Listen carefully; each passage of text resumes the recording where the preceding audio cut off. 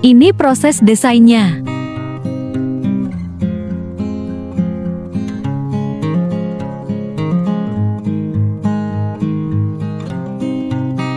Ini hasil 3 dimensinya.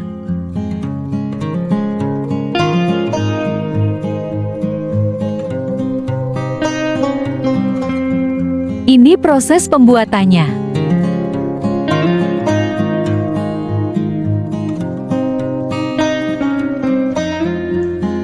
Ini proses pemasangannya.